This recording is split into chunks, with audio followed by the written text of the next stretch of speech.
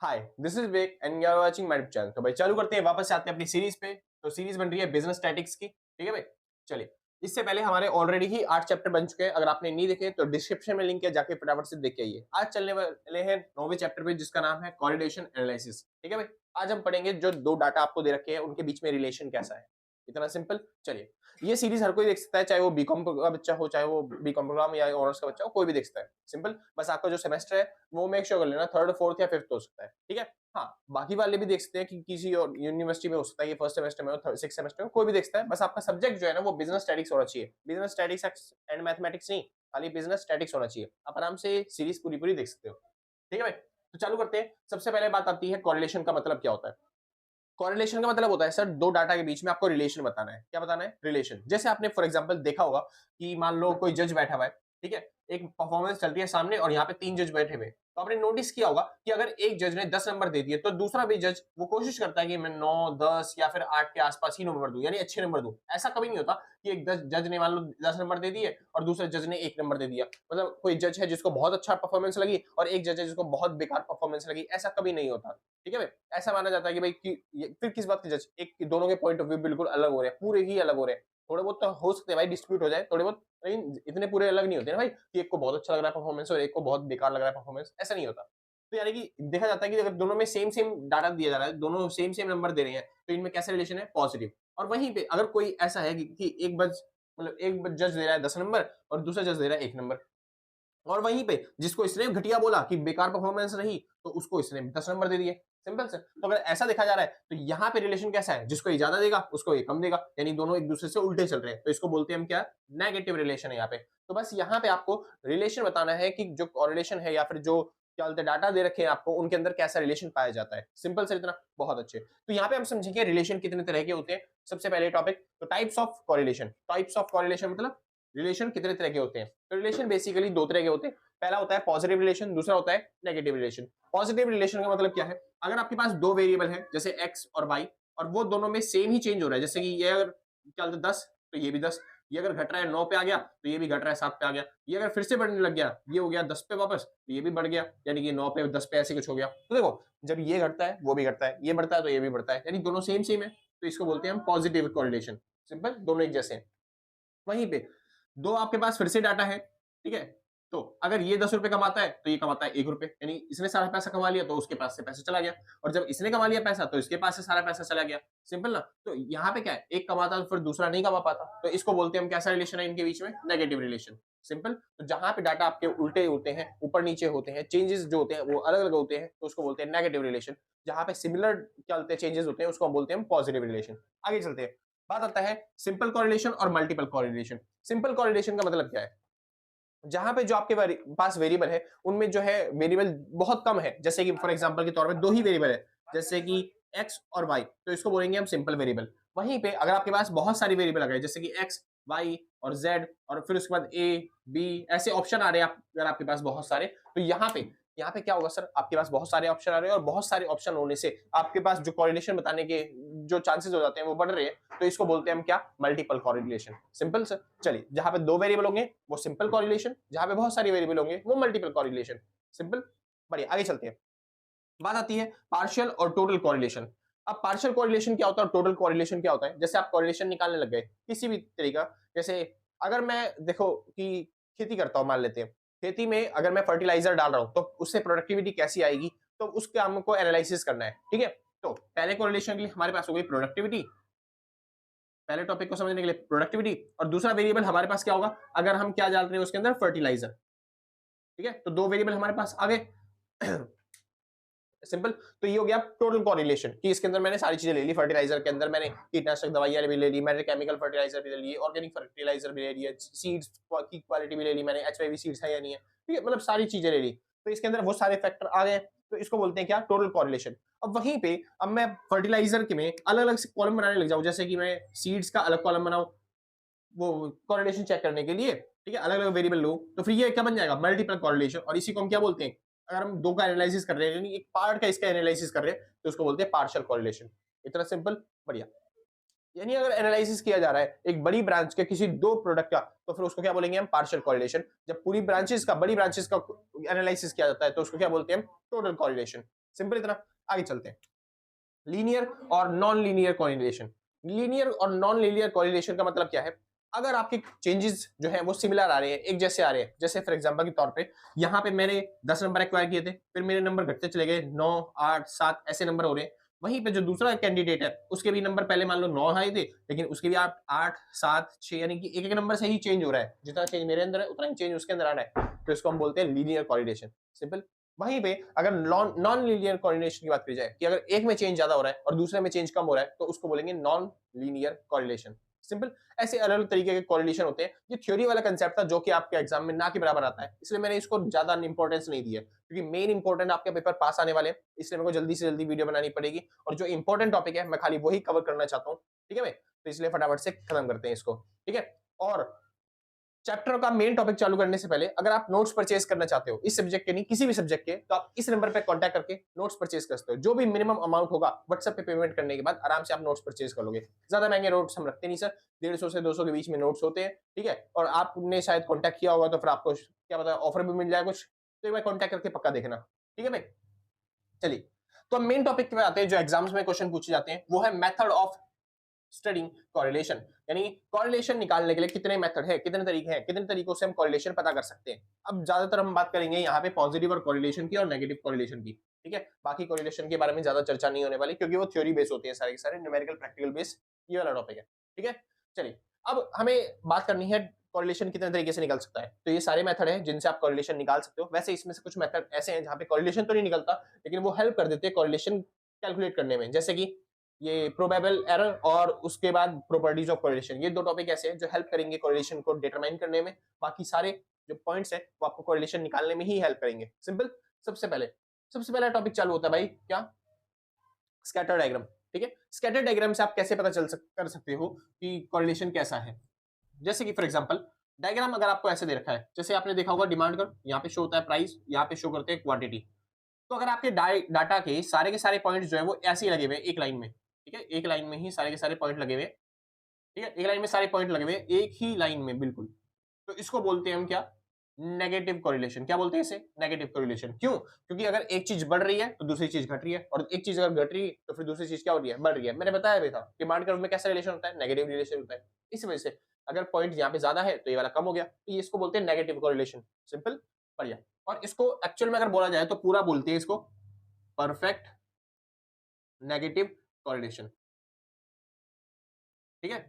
वहीं पे अगर आपका डायग्राम जो है वो सप्लाई कर्व की तरह बन रहा है, यानी कि ये बनता है आपका सप्लाई कर्व, और सप्लाई कर्व के तरह ही आपके ऊपर उस डाटा के ऊपर सारे पॉइंट लगे हुए हैं, तो इसको बोलते हैं परफेक्ट पॉजिटिव कोरिलेशन। सिंपल इतना। बहुत अच्छे भाई, पक्का ना? और एक चीज और बता दूं, जो कोरिलेशन है उसकी वैल्यू -1 से हमेशा +1 के बीच में रहेगी, यानी कि मैक्सिमम वैल्यू उसकी हो सकती है +1 और मिनिमम वैल्यू कोरिलेशन की हो सकती है -1। जब भी आप कोरिलेशन निकालो तो ये मेक श्योर कर लेना आपका आंसर -1 से +1 के बीच में आ रहा हो। ठीक है। हाँ जी, बीच में 0 भी हो सकता है। अगर आपका आंसर 0 आ जाए तो बोल देना नो रिलेशन, कि इसके अंदर कोई भी रिलेशन नहीं है। ठीक है। और वहीं पे अगर आपका आंसर पॉजिटिव में आ रहा है तो आप इसको बोलोगे क्या? Positive correlation. ठीक है भाई। और ये जो डायग्राम मैंने बनाया इसमें आपका आंसर है +1 positive correlation, perfect positive correlation. और आपका आंसर अगर माइनस में आ रहा है तो इसको हम बोलेंगे क्या? Negative correlation. सिंपल इतना, कोई दिक्कत तो नहीं। अच्छा, इसके अंदर भी कुछ वेरिएशंस होते हैं, जैसे कि अगर आपका आंसर 0.75 से ऊपर आ रहा हो, चाहे वो प्लस का हो चाहे वो माइनस का हो, इसको हम बोलते हैं हाई। तो इसको पूरा क्या पढ़ेंगे? हाई पॉजिटिव कोरिलेशन या फिर हाई नेगेटिव कोरिलेशन। अगर माइनस में है तो नेगेटिव कोरिलेशन, प्लस में है तो पॉजिटिव कोरिलेशन। तो अगर आपका आंसर 0.75 से लेके 0.25 के बीच में आ रहा है, ठीक है, तो इसको बोलेंगे मॉडरेट। ठीक है।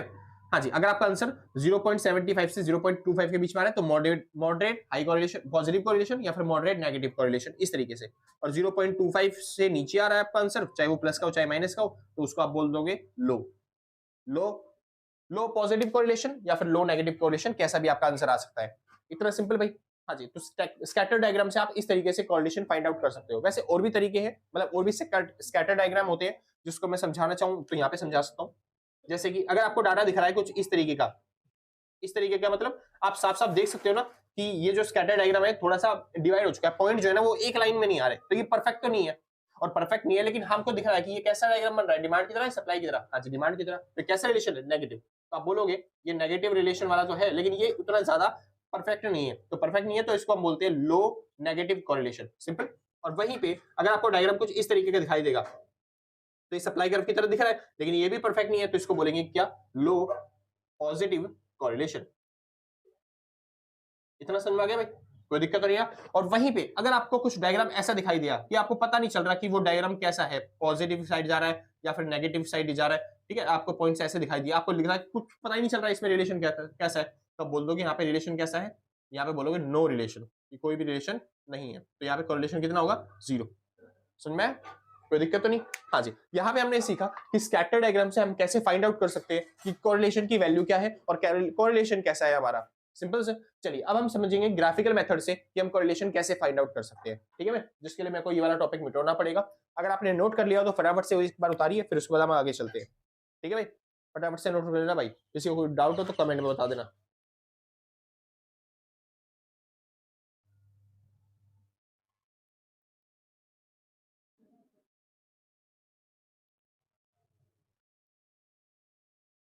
हाँ जी शुक्र है फिर, तो चालू करते हैं। अब बात आती है ग्राफिकल मेथड की, और ग्राफिकल मेथड से आपको समझना है कि स्कैटर डायग्राम, छोड़ो स्कैटर डायग्राम तो हो गया, ग्राफिकल मेथड से आपको समझना है कि कोरिलेशन कैसे फाइंड आउट कर सकते हैं, ठीक है, कि कैसा रिलेशन है। चलिए जी शुरू करते हैं।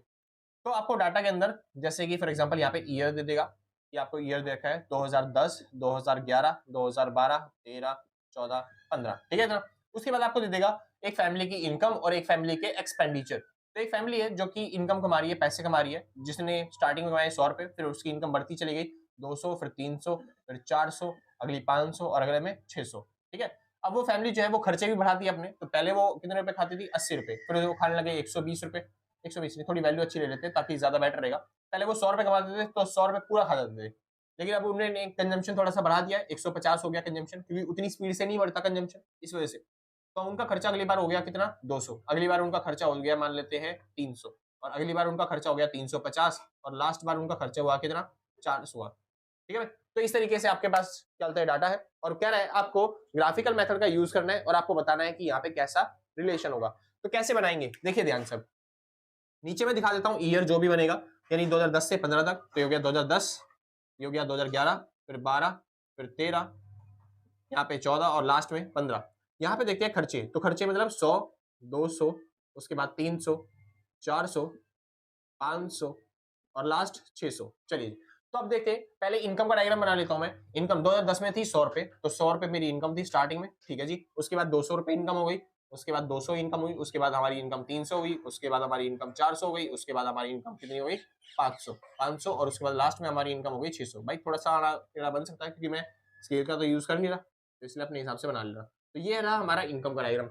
वहीं पे आप कंजम्पशन देखते हैं, कंजम्पशन 2010 में थी 100 रुपए, तो मैं 2010 में खाता था 100 रुपए, ये था मेरा कंजम्पशन का डायग्राम। उसके बाद एक्सपेंडिचर अगले मतलब एक्सपेंडिचर था अगली बार 150, तो 150 मतलब यहाँ पे, अगले में 200, तो 200 मतलब ये रहा, ठीक है। उसके बाद फिर 300 हो गया 2013 में, 2013 में बढ़ के कितना हो गया 300 सीधा।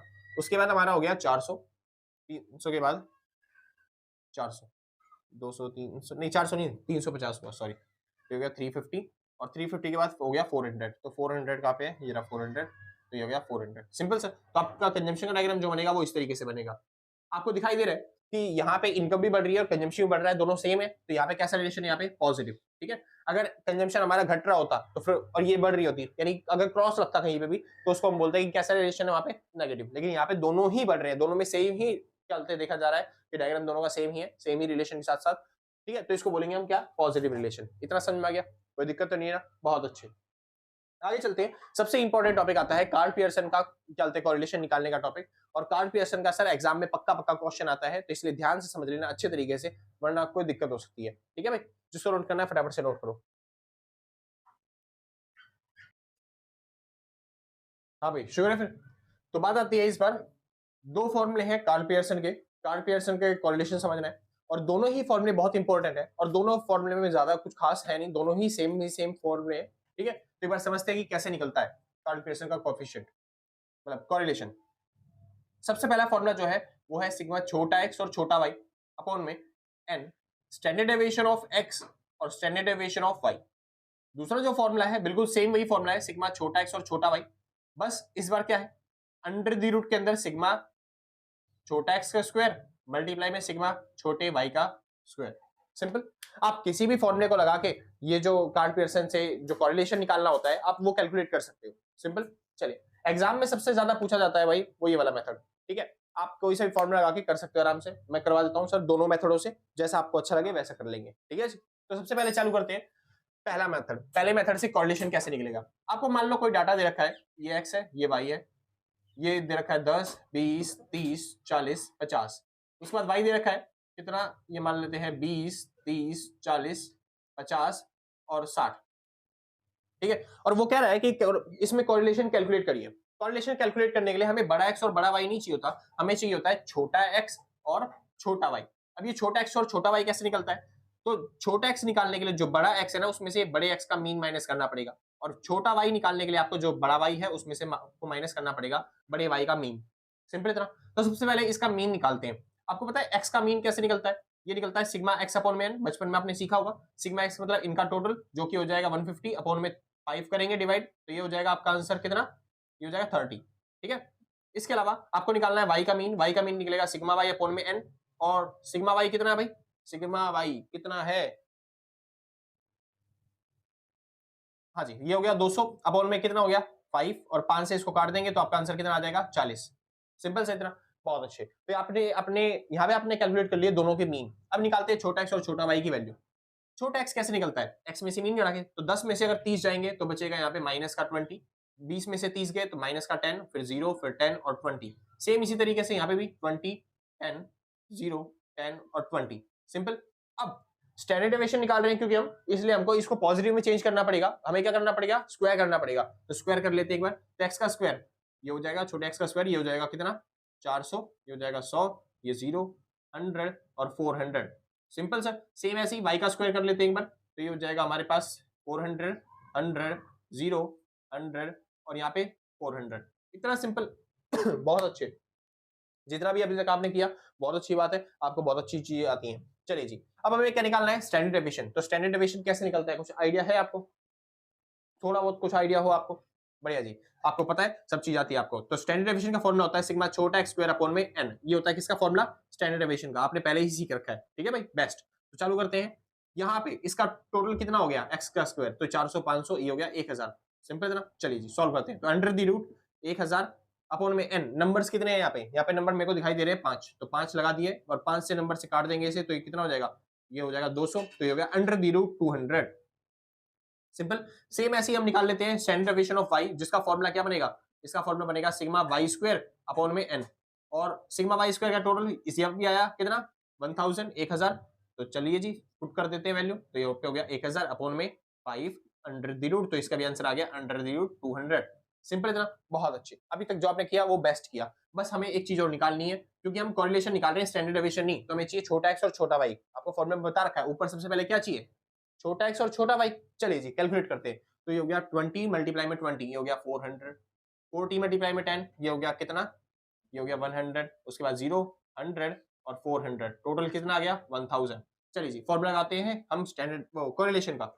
कोरिलेशन का फॉर्मूला होता है सिग्मा छोटा एक्स और छोटा वाई अपॉन में अंडर द रूट, सॉरी उठाओ, n standard deviation of x and standard deviation of y. चलिए जी, तो ये हो गया 1000 अपॉन में एन की वैल्यू कितनी है 5, उसके बाद स्टैंडर्ड डेविएशन ऑफ एक्स कितना है अंडर द रूट 200, और यहाँ पे मल्टीप्लाई में अंडर द रूट 200 वाई का स्टैंडर्ड डेविएशन निकाला था बेबी। चलिए 5 से कट गया, आपका आंसर आ गया 200, और अपॉन में ये हो गया क्या बोलते हैं 200 का रूट, और 200 का रूट मल्टीप्लाई करने। तो जब मल्टीप्लाई करते हैं तो मैं इसको बोल सकता हूँ कि 200 का रूट और ऊपर स्क्वायर, और स्क्वायर से रूट कट गया, आपका आंसर आ गया 200 बटे में 200, और आपका आंसर आ गया एग्जैक्टली 1, वो भी प्लस का। प्लस का 1 मतलब क्या होता है, इसको बोलते हैं परफेक्ट पॉजिटिव कोरिलेशन। इतना समझ में आ गया, कोई दिक्कत तो नहीं ना। जिसको नोट करना है भाई फटाफट से नोट करो, क्योंकि ऐसे ही क्वेश्चन आपकी बुक्स में है, ऐसे ही क्वेश्चन आपके एग्जाम्स में आएंगे। ठीक है, और अगर आपको प्रैक्टिस करनी है तो भाई क्वेश्चन आपको बुक में मिल जाएगा। आप एक बार कोशिश करना कि बिना देखे प्रैक्टिस करो, क्योंकि कंसेप्ट यही है। बस वो कोशिश करेंगे कि यहाँ पे वैल्यूज जो है ना वो थोड़ी सी चेंज कर दें, ताकि आपको डिफिकल्टीज हो जाए ये मीन निकालने में, और क्या बोलते हैं स्टैंडर्ड डेविएशन निकालने में, और क्या बोलते हैं कोरिलेशन निकालने में। ठीक है, वैसे इतना खास इंपॉर्टेंट टॉपिक है नहीं ये वाला एग्जाम्स में नहीं आता क्वेश्चन। क्वेश्चन अगर आना हुआ तो इससे ज्यादा चांसेस इसके होते हैं कि ये वाला टॉपिक आएगा। कोई दिक्कत तो नहीं, बहुत अच्छे। वैसे इससे भी ज्यादा चांसेस एक के हैं, जो भी जिसको मैं बोलता हूँ कबूतर खाना, बहुत मुश्किल टॉपिक होता है। पहले एक बार इसको समझते हैं फिर आगे चलते हैं। ठीक है भाई, तो जिसको नोट करना है फटाफट से नोट करिए। कर लो भाई नोट फटाफट। हाँ भाई श्योर है। चलिए भाई, तो अब हमें दूसरा मेथड करना है जिसमें बात करेंगे हम सिग्मा छोटा एक्स छोटा वाई अपॉन में under the root sigma x square upon में सिग्मा वाई स्क्वायर, इस वाले फॉर्मूले की। अब ये जो फॉर्मूला है ना, इससे भी कॉरिलेशन निकलेगा, जिसमें एक्स्ट्रा चीजें हमें कुछ करने की जरूरत नहीं है, जो आपने पहले ही कर रखा है उसी से निकल जाएगा, बस और कुछ नहीं है। उसी फॉर्मूले को मॉडिफाई करके हमने ये वाला फॉर्मूला बनाया है, ये लेटेस्ट फॉर्मूला है जो आजकल में आया है। ठीक है भाई, चलिए जी। तो सिग्मा छोटा एक्स छोटा वाई कितना दे रखा है आपको, 1000, हमने वही लिख दिया ऊपर, सिंपल। अंडर द रूट आपको n1 लिखने की जरूरत नहीं वहां पे, बस यहाँ पे सिग्मा एक्स स्क्वायर का टोटल देख लो, सिग्मा एक्स स्क्वायर का टोटल हाँ जी 1000 मल्टीप्लाई में सिग्मा वाई स्क्वायर का टोटल 1000, हाँ जी वो भी लिख दिया हमने। जो भी रूट के अंदर मतलब रूट के अंदर दो वैल्यू होती है तो फिर वो बाहर आ जाती है रूट के अपने आप ही, तो इसको बोल सकता हूँ मैं 1000 अपॉन में 1000, और इसको जब आप काटोगे तो आपका आंसर आ जाएगा 1, खत्म भाई क्वेश्चन। सिंपल, बहुत सिंपल था भाई ये, स्टैंडर्ड डेविएशन से भी बहुत ज्यादा सिंपल है, तो आप आराम से इसको कर सकते हो, ज्यादा टेंशन लेने की बात नहीं है, बहुत इजी क्वेश्चन आएगा, बहुत इजी पेपर आएगा। बस यहाँ पे वैल्यूज में गलती मत कर देना, कहीं पे अगर आपने पॉइंट मीन निकालने में दिक्कत कर दी या फिर कहीं और पे गलती कर दी तो गलत होने के चांसेस बढ़ जाते हैं, इसलिए ध्यान से कॉन्सेंट्रेट करके, कैलकुलेटर अलाउड है, कैलकुलेटर का यूज करते हुए करना सिंपल सारी कैलकुलेशन, क्योंकि मैं बड़े क्वेश्चन लूंगा तो टाइम वेस्ट होगा, वीडियो और ज्यादा लंबी बनेगी, बस मेरे को आपको चाहिए कि मैं कंसेप्ट समझा दूं आपको, न्यूमेरिकल तो आप आराम से सॉल्व कर सकते हो, सिंपल ना। हाँ जी, फिर भी डाउट हो रहे होंगे तो भाई बता देना, मैं प्रीवियस ईयर के क्वेश्चन की प्रैक्टिस करवा दूंगा, तो फिर अच्छे तरीके से आपको समझ में आ जाएंगे बड़े बड़े क्वेश्चन भी जो भी आपको डाउट आते हैं। ठीक है मैं, चलिए, तो जिसको नोट करना है फटाफट से नोट करो, फिर हम आगे चलते हैं। अब हमें सीखना है कौन सा, प्रॉपर्टीज ऑफ कोरिलेशन। ठीक है, थोड़ी सी प्रॉपर्टीज है, थ्योरी वाला कंसेप्ट है प्रॉपर्टीज ऑफ कोरिलेशन। फिर सबसे इंपॉर्टेंट टॉपिक सीखना है स्पीयरमैन रैंक कोरिलेशन, सिंपल। चलिए जी फटाफट से नोट कर लो, चल तो रहा है। हाँ भाई शुक्र है। तो सर इसके अंदर एक छोटा सा टॉपिक और होता है जिसको हम बोलते हैं शॉर्टकट मेथड। ठीक है, इसके बाद स्टेप डेविएशन भी है, एक बार वो करवा देता हूँ ताकि आपको सारी चीजें क्लियर हो जाए एक साथ साथ। ठीक है, स्टेप डेविएशन तो करवाने में टाइम लगेगा बहुत ज्यादा, तो इसको छोड़ ही देते हैं, एग्जाम में आता भी नहीं है, हम शॉर्टकट मेथड करेंगे। सेम उसी तरीके से आपको स्टेप डेविएशन भी पड़ेगा मेथड। ठीक है जी, तो चालू करते हैं हम फटाफट से, कौन सा मेथड, शॉर्टकट मेथड। फॉर्मूला वही था जो आपने फॉर्मूला सीखा था ना भाई, फॉर्मूला क्या है कोरिलेशन निकालने का, कोरिलेशन का फॉर्मूला होता है सिग्मा छोटा एक्स अपॉन में छोटा वाई, सॉरी सिग्मा छोटा एक्स और छोटा y under the root sigma छोटा एक्स का स्क्वायर मल्टीप्लाई में सिग्मा छोटा वाई का स्क्वायर। ठीक है, ये फॉर्मूला है कोरिलेशन का, बस थोड़ा सा फॉर्मूला मॉडिफाई करना पड़ेगा आपको, क्योंकि यहाँ पे जो है ना हम क्या बोलते हैं शॉर्टकट मेथड यूज कर रहे हैं। और शॉर्टकट मेथड क्या कहता है, देखिए पहले डाटा लिख लेते हैं एक बार शांति से। मान लो क्वेश्चन दे रखा आपको 110 120 130 140 150, यहाँ पे आपको डाटा दे रखा है 150, 150 नहीं 250 कर लेते हैं, कोई दिक्कत नहीं, 250 240 230 220 और 210, सिंपल इतना। चलिए इसका आंसर आपका -1 आने वाला है। ठीक है, और पता चल जाता है देखने पे डाटा कि कैसा है। ठीक है, और एक बार करते हैं फटाफट से शॉर्टकट मेथड। और शॉर्टकट मेथड की खास बात होती है, जैसे देखो बाकी जो मेथड है ना, जैसे बाकी मेथड है उसमें क्या था, हमको निकालना था छोटा एक्स और हमको निकालना था छोटा वाई। अब ये छोटा एक्स और छोटा वाई कैसे निकलता है, एक्स में से मीन माइनस करना पड़ता है। और अगर खुद सोचिए इस पूरे डाटा को हम सॉल्व कर रहे हैं और आपका आंसर जो है वो पॉइंटों में आया, मतलब मीन का आंसर क्या आ गया, पॉइंटों में आ गया। और अगर मीन पॉइंटों में आ गया तो फिर हमको सब में से मीन को माइनस करना पड़ता है, यानी कि यहाँ पे सारी वैल्यूज क्या आ जाएंगी पॉइंटों में, यहाँ पे सारी वैल्यूज क्या आ जाएंगी पॉइंटों में, यहाँ पे आप उन दोनों को स्क्वायर करोगे और मल्टीप्लाई करोगे, सारी वैल्यूज क्या होंगी पॉइंटों में। क्वेश्चन बहुत ज्यादा लेंथी बन जाएगा। ठीक है, तो क्वेश्चन लेंथी ना बने इससे बचने के लिए हम क्या करते हैं, हम शॉर्टकट मेथड यूज करते हैं, ताकि आपका क्वेश्चन जो है वो लेंथी ना बने, आपका जो मीन है वो पॉइंटों में ना आए। ठीक है भाई, अब शॉर्टकट मेथड का फॉर्मूला क्या होता है, देखिए जो आपने ऊपर सीखा था वही है, बस ये जो मीन होता है वो मतलब छोटा एक्स होता है, इसको हम dx बोलते हैं और छोटे वाई को dy। तो कोरिलेशन का फॉर्मूला क्या बनेगा, ये बनेगा सिग्मा छोटा एक्स और छोटा वाई था, यानी छोटा dx और dy। ठीक है, अपॉन में उसके बाद under the root, under the root के बाद क्या, छोटा dx का स्क्वायर और छोटे dy का स्क्वायर। यही फॉर्मूला था जो हमने लिखा, बस वहां पे d लगा दिया आगे। ठीक है, इसके अलावा एक्स्ट्रा चीजें भी और आएंगी, क्या क्या, माइनस में सिग्मा dx और सिग्मा dy अपॉन में n। सेम यहाँ पे माइनस में सिग्मा dx स्क्वायर था ना, तो यहाँ पे आ जाएगा सिग्मा dx अपॉन में n और इसका स्क्वायर। ठीक है, माइनस में सिग्मा dy का स्क्वायर अपॉन में n। तो भाई ये फॉर्मूला हो गया आपका कौन सा, शॉर्टकट मेथड। वो कह रहा है इतना बड़ा फॉर्मूला करने से अच्छा भैया तो पॉइंट में कर लूंगा, कैलकुलेटर अलाउड है, मर्जी आपकी सर जैसा मर्जी, लेकिन मेरे को ये वाला इजी लगता तो फिर मैंने समझा दिया बस खाली। ठीक है, एक बार समझ लेते हैं कि कैसे सॉल्व करेंगे। चलिए यहाँ पे हमको मीन निकालने की जरूरत नहीं है, हम यहाँ पे एज्यूम कर सकते हैं कोई भी मीन। तो मैं एक्स के लिए एज्यूम कर रहा हूँ कौन सी वैल्यू, 130। ठीक है जी, और हम वाई के लिए एज्यूम कर ले कौन सा, सॉरी सॉरी सॉरी सॉरी, ये वाई की लाइन नहीं है ना, हाँ जी, तो वाई के लिए हम एज्यूम कर लेते हैं 220। तो एज्यूम कर लेते हैं y के लिए कितना 220। चलिए जी अब सॉल्व करना चालू करते हैं। तो dx कैसे निकलेगा, x पूरी लाइन में से 130 घटाना पड़ेगा, तो ये हो जाएगा माइनस का 20 माइनस का 10 0 10 और 20।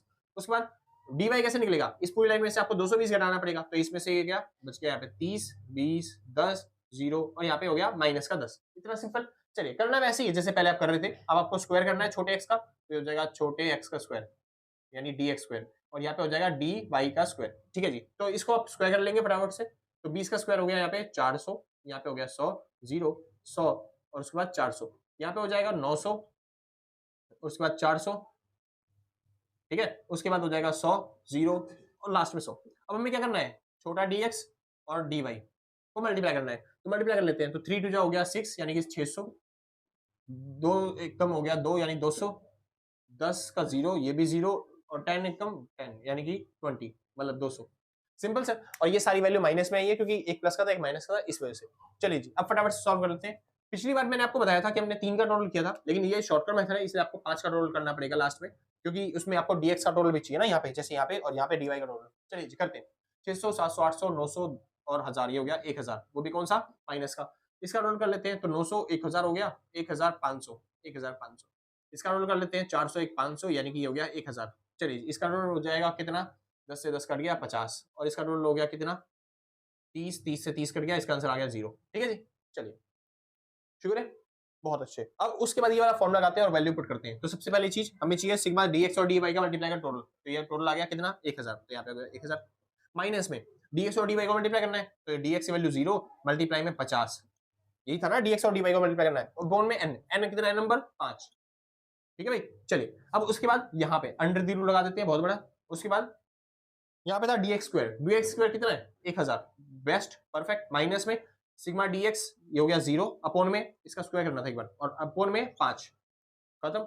यहाँ पे चालू करते हैं, अब dy चाहिए, dy का स्क्वायर कितना हो गया 1500। उसके बाद माइनस में dx कितना दे रखा है आपको 0, तो ये हो गया dx 0, इसका सॉरी dx में dy चाहिए ना 50, सॉरी 50 इसका स्क्वायर अपोन में n की वैल्यू कितनी है 5। इतना सा करते के साथ ही बस आपको सॉल्व करना है और आपका क्वेश्चन खत्म। कैसे सॉल्व करेंगे, 0 का स्क्वायर 0 होता है, उसको 5 से डिवाइड करेंगे वही रहेगा, तो ये हो जाएगा कितना, इसको सॉल्व कर लेता हूं यहाँ पे, तो ये 1000 0 से मल्टीप्लाई करेंगे 0 डिवाइड करेंगे 0, तो ये हो गया 1000 पूरा। यहाँ पे 0 से सॉल्व करेंगे तो बस खाली 1000 रह जाएगा, तो ये हो गया अंडर द रूट 1000। ठीक है, मल्टीप्लाई में यहाँ पे सॉल्व कर लेते हैं एक बार। 50 का स्क्वायर कितना हो जाएगा 5 पंजे 25, ये हो जाएगा 2500 और उसमें से कितना घटाना है 5 सॉरी 5 से डिवाइड करना है, 5 से डिवाइड करेंगे तो कितना आ जाएगा 500, तो इधर आ जाएगा 500। 1500 में से 500 गए तो कितना बच गया 1000। ठीक है भाई, तो इसको सॉल्व करेंगे तो इसका आ जाएगा 1000 बटे में 1000 इज इक्वल टू 1, यानी आपका आंसर क्या आ गया 1। एक सेकंड, ये माइनस का था ना, तो ये माइनस करेगा, ये माइनस करेगा और ये भी माइनस करेगा, ये भी माइनस करेगा, यानी आपका आंसर क्या आ गया माइनस का 1, यानी परफेक्ट नेगेटिव कोरिलेशन। इतना समझ में आ गया, कोई दिक्कत नहीं। ये आपका शॉर्टकट मेथड है। ठीक है, स्टेप डेविएशन के लिए कुछ नहीं करना, ये जो आपने dx निकाला है ना, इसको कॉमन से और डिवाइड कर दोगे तो यहाँ पे आ जाएगा d डैश और फिर उसके बाद सॉल्व करोगे तो फिर आपका आंसर शॉर्ट स्टेप डेविएशन से बन जाएगा। फॉर्मूला सेम है, कुछ चेंज नहीं करना, कुछ दिक्कत नहीं होने वाली, आप आराम से कर लोगे। ठीक है, बस यहाँ पे जो वैल्यू आएंगी वो 2 10 2 1 1 0 ऐसे वैल्यू आ जाएंगी, डी एक्स और डी वाई की जगह आपको डी डैश और डी वाई डैश दिखाई देगा। ठीक है, अब एक बार ट्राई करना, बुक से क्वेश्चन करना, आपके हो जाएंगे सारे परफेक्ट। ठीक है भाई, चलिए जिसको नोट करना है फटाफट से नोट करो, फिर हम आगे चलते हैं। तो हाँ भाई शुक्र है। तो अब आता है सबसे मोस्ट इंपॉर्टेंट टॉपिक जो आपके एग्जाम में पक्का पक्का क्वेश्चन आएगा ही आएगा, गारंटी है भाई कि आपके क्वेश्चन एग्जाम में देखने को मिलेगा ही भाई। तो ये क्वेश्चन है भाई, यहाँ पे ना कोरिलेशन आपको निकालना है और वो भी कार्ल पियर्सन की हेल्प से ही निकालना है। ठीक है, लेकिन इस बार जो डाटा दे रखा है ना वो डायरेक्ट डाटा नहीं है, वो आपको दे रखा है एक क्लास इंटरवल की सीरीज में, तो आपको कुछ इस तरीके से डाटा दे देगा और आप इसकी हेल्प से बोलेगा आपको निकालने के लिए कोरिलेशन। सिंपल। चलिए अब आपने जो डाटा यूज किया है ना, जो आपने फॉर्मूला यूज किया है, बस वही फॉर्मूला यूज करना है, बस थोड़ा सा मॉडिफाई करना है क्योंकि यहाँ पे फ्रीक्वेंसीज भी आ जाएंगी ना इसके साथ साथ। ठीक है, तो रिलेशन आपको बताना है लेकिन फ्रीक्वेंसी की हेल्प से। तो कोरिलेशन कैसे निकलेगा देखिए ध्यान से। रिलेशन निकालने के लिए जो आपने फॉर्मूला किया था ना सिग्मा dx अपॉन में dy, मतलब सिग्मा dx और dy, वैसे ही फॉर्मूला यूज करना है, बस आगे f भी लगा देना है, तो f dx और dy। ठीक है, माइनस में सिग्मा f dx और यहाँ पे सिग्मा f dy अपॉन में n अपॉन में एक बड़ा अंडर द रूट ब्रैकेट चालू करना है, सिग्मा f dx का स्क्वायर माइनस में सिग्मा f dx का स्क्वायर अपॉन में n, उसके बाद सिग्मा f dy का स्क्वायर माइनस में सिग्मा एफ डी वाई का होल स्क्वायर अपॉन में एन, ठीक है भाई। तो ये आपका मेन फॉर्मूला बनेगा, बड़ा फॉर्मूला, और ये पक्की बात है भाई, जनरली अगर आप पूरी बुक में से मतलब इस पूरे चैप्टर में से कोई करना चाहते हो न्यूमेरिकल तैयार, तो इसको तैयार करना, क्योंकि एग्जाम में पक्का ये वाला आने वाला है क्वेश्चन, ठीक है। जरूरी नहीं ऐसा क्वेश्चन आएगा, क्वेश्चन घूम के आएगा, लेकिन इसी तरीके से आपको करना है, ठीक है जी। तो चालू करते हैं। सबसे पहली चीज हमको जैसे हम करते थे पहले वैसे ही करना है, लेकिन थोड़ा सा अलग स्टेप बन जाएगा इसमें, अलग से चालू करते हैं। जैसे कि एक बार देखिए ध्यान से, सबसे पहले मैं उतार लेता हूँ डाटा। तो हमको दे रखा है क्लास इंटरवल के तौर पे, क्या क्या दे रखा है एक बार चेक कर लेते हैं वो, क्योंकि क्वेश्चन बड़ा होता है ये वाला भाई थोड़ा। तो यहाँ पे दे रखा है आपको 15 से 25, उसके बाद दे रखा है 25 से, हाँ जी 25 से 35, 35 से 45, 45 से 55 और 55 से 65। सिंपल, बस ये लास्ट वैल्यू है इतने पे ही। तो ये आपको इतने पे ही डाटा यूज करना है, ठीक है। लास्ट में टोटल एक बार कर लेते हैं, उसमें लास्ट में जरूरत पड़ेगी वहां पे, ठीक है जी। तो फिलहाल सबसे पहली चीज हम निकालेंगे यहाँ पे मिड वैल्यू, ठीक है, क्योंकि यहाँ पे जो डाटा है भाई बार कंस्ट्रक्शन का काम चल रहा है, तो अगर इससे बाहर से शोर आ रहा है तो उसके लिए माफी चाहूंगा, ठीक है। तो एक बार थोड़ा मैनेज कर लेना अपने हिसाब से। बात आती है भाई मिड वैल्यू, मिड वैल्यू निकालते हैं इसमें से। तो 15 और 25 के बीच में आती है आपकी वैल्यू 20, ठीक है। और उसके बाद यहाँ पे हो जाएगा 30, फिर हो जाएगा 40, फिर हो जाएगा 50 और फिर हो जाएगा 60, ठीक है। इतना सिंपल ना, बहुत अच्छे। अब इसके बाद आप क्या निकालते हो भाई, ये तो मिड वैल्यू है ना, हाँ जी। तो इसको हम x बोल सकते हैं भैया, हाँ जी बोल सकते हैं, लेकिन ये बड़ा x है। अब आपको क्या निकालना पड़ेगा, छोटा x, छोटा x मतलब जिसको हम बोलते हैं dx। और वो dx कैसे निकलता है आपको पता है, एज्यूम करके माइनस करना पड़ता है। तो मैं एज्यूम कर लेता हूँ 40 को, ये बन गया हमारा 40 का x वाला एज्यूम, ठीक है। चलिए इसको एज्यूम कर लिए, तो माइनस किया, यहाँ पे बन गया माइनस का 20, माइनस का 10, 0, 10 और 20। सिंपल इतना, बहुत अच्छे। उसके बाद आप क्या निकालना है, आपको निकालना है dx डैश जिसे हम बोलते हैं, क्योंकि ये फॉर्मूले में डैश है सारे सारे, वो तो मैंने लिखे नहीं वैसे ऐसे ही, तो आपको याद रखना है कि यहाँ पे क्या है, सब फॉर्मूले में डैश, ठीक है। चलिए जी, तो फिलहाल dx डैश निकाल लेते हैं, यानी कि 10 कॉमन जो होता है उससे डिवाइड कर देंगे, यानी कॉमन हमने मान लिया 10, उससे डिवाइड कर देते हैं। तो यहाँ पे हो गया 2, यहाँ पे हो गया 1 माइनस के, उसके बाद 0, उसके बाद 1 और 2। इतना सिंपल, कोई दिक्कत तो नहीं हुई ना अभी तक, पक्का पक्का, बहुत अच्छे। तो इतने पे आपने ये सॉल्व कर लिया है, ठीक है। अभी तक कोई डाउट नहीं हुआ मेरे हिसाब से, तो आपको कोई डाउट नहीं है, कोई दिक्कत नहीं आई होगी, ठीक है। चलिए जी, अब मेन चालू करते हैं। अभी हम जो ना डाटा यूज कर रहे हैं यहाँ से, क्योंकि अब आपको डाटा दे रखा होगा ऊपर से भी, तो ऊपर से भी आपको ऐसे ही यूज करते हुए आना है नीचे, यानी यहाँ पे हम यूज करेंगे ऐसे टेबल बनाना, ठीक है। कुछ टेबल हमारी ऐसी बनेंगी। चलिए जी, तो चालू करते हैं फटाफट से बनाना इस टेबल को, और ये कुछ इस तरीके से दिखाई देंगी यहाँ पे, ठीक है जी। चलिए, तो सबसे पहले हमको जो वैल्यू दे रखी है, इसको बेटा दो थोड़ा सा, हाँ जी, जो वैल्यूज दे रखी है 20 से 30, तो यहाँ पे आ गया हमारा 20 से 30, उसके बाद 30 से 40। भाई जगह कम है तो इस बारे थोड़ा छोटा छोटा लिखने की कोशिश कर रहा हूँ मैं, आप समझ जाना बस। 40 से 50, 50 से 60 और लास्ट है 60 से 70, 60 से 70, ठीक है जी।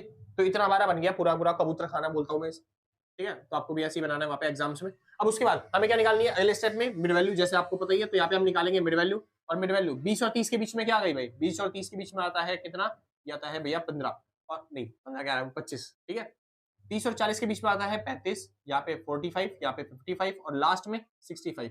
बस अब हमें मिड वैल्यू थोड़ा चाहिए, हमें क्या चाहिए होता है भाई, हमें चाहिए होता है सर dx, और वो dx सॉरी dy, यहाँ पे dx है ना, ये dy कॉमन मानते 10। अब हमें चाहिए डी वाई, कैसे निकलेगा, सी को यहाँ पे ए को मानना पड़ेगा 45, तो ए मैं मान रहा हूँ वाई के लिए एज्यूम्ड मीन कितना 45। अब 45 माइनस कर देते हैं, तो यहाँ पे 0 हो जाएगा, यहाँ माइनस 10 हो जाएगा, यहाँ माइनस 20 हो जाएगा, यहाँ पे 10 और यहाँ पे 20। अब हम निकालेंगे डी वाई डैश, और वो डी वाई डैश कैसे निकलेगा, कॉमन से डिवाइड करके। कॉमन कितना है इस बार 10, तो मैं हर जगह पे मान रहा हूँ कि कॉमन हमारा कितना है 10, ठीक है जी। तो यहाँ पे आ गया माइनस का 2, माइनस का 1, 0, 1 और 2, इतना सिंपल, कोई डाउट तो नहीं आया अभी तक, बहुत अच्छे। अब आपको और ज्यादा टेंशन लेनी है इसके बाद से, कैसे टेंशन लेनी है बताता हूँ अभी, ठीक है जी। क्योंकि अभी तो फ्रीक्वेंसी का काम ही नहीं हुआ, अभी हम नॉर्मल करना होता है ना क्वेश्चन वैसे ही कर देते, बस ये फ्रीक्वेंसी वाले होते हैं ना, तो इस वजह से थोड़ी सी गड़बड़ हो जाती है इनमें, इसलिए ध्यान से करना पड़ता है।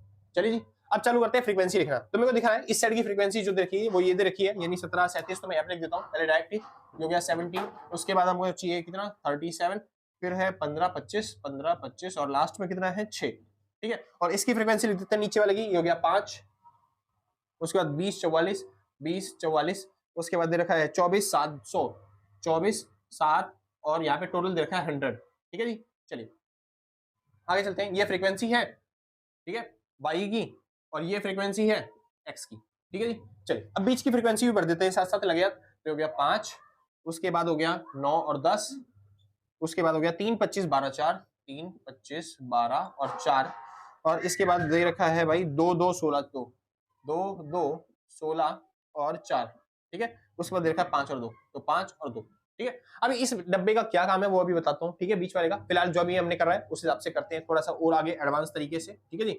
तो ये हमारी वैल्यूज होती जा रही हैं, ठीक है, ये हमारा पूरा होते जा रहा है धीरे धीरे। अब चलिए चलिए आगे चलते हैं।